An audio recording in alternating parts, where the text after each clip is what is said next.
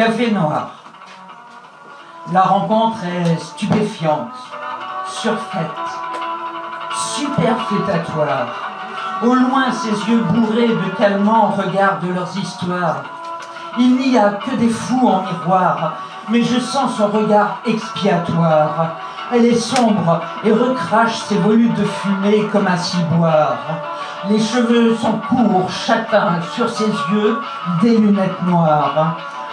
Elle est sombre, il y a des schizophrènes des deux pieds, des psychotiques, si tu croises leur regard, des bipolaires de rien. Et pourtant, des fous alliés qui n'ont rien dans le cigare, et d'autres qui savent qu'ils ne sont pas là par hasard. Je sens mon cœur battre différemment, s'accélérer, cadence aléatoire. Et que fait-elle dans ce cirque hors du temps, folie, intransigeante et transitoire? Je vois des bouches s'ouvrir et murmurer des délires de consistoire. Je vois, j'entends, je sens, je touche, je goûte à pleine narine la démence hallucinatoire. Il y a elle et eux, elle d'oiseaux abîmés dans la soumission d'un four social, quasi crématoire. Je gravis péniblement les marches de l'incompréhension du prétoire.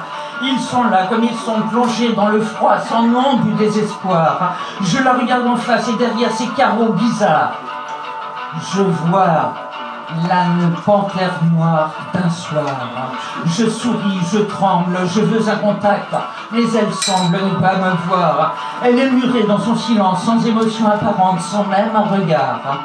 Au milieu du lieu clos trône un énorme cendrier que j'appellerai Gaspard.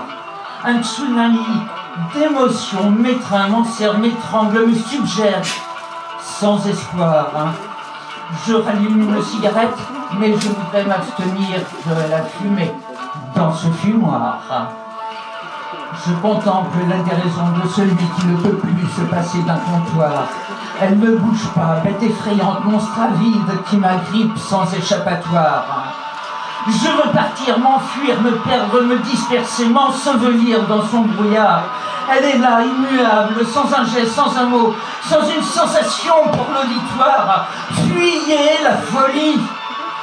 Fuyez la folie, sa violence, ses non-dits, sa désinvolture. Oubliez tout espoir. Tout à coup, elle me fixe, bien en face, et m'impose de partager son temps oscillatoire. La folie m'a eu, sans même que je ne comprenne que depuis ce mouroir, je suis son faire-valoir, sans pouvoir, sans savoir, ostentatoire de mon pire cauchemar, du su